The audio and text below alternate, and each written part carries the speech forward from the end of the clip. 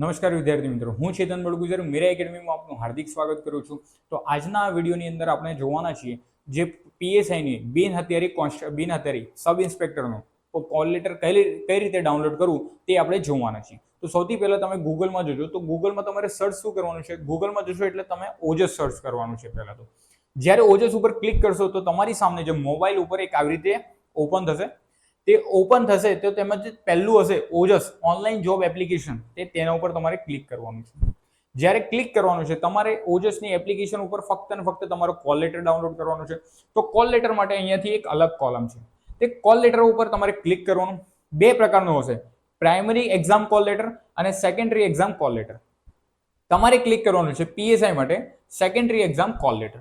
જ્યારે secondary exam call letter ઉપર click કરશો તો અહીંયા સિલેક્ટમાં ફક્ત ને ફક્ત બિનહથિયારી પોલીસ સબ ઇન્સ્પેક્ટરની લેખિત પરીક્ષાનું તમારે સિલેક્ટ કરવાનું છે. અહીંયા તમારો કન્ફર્મેશન નંબર, તો કે સર કન્ફર્મેશન નંબર હશે કે તમે જે ફિઝિકલ જે એક્ઝામ પાસ થઈને આવ્યા છો તેના પર તમારો કન્ફર્મેશન નંબર હશે, અથવા તો તમે જે ફોર્મ ભર્યું હશે જે કોન્સ્ટેબલનું અથવા તો પીએસઆઈનું તેનામાં પણ તમારો કન્ફર્મેશન નંબર હશે. અહીંયા તમારે તમારી જે બર્થ ડેટ એટલે કે જન્મ તારીખ નાખવાની છે. કેપ્ચર અહીંયા તમે જોઈ શકો છો, કેપ્ચર આપેલ છે. અને ત્યારબાદ તમારે શું કરવાનું છે?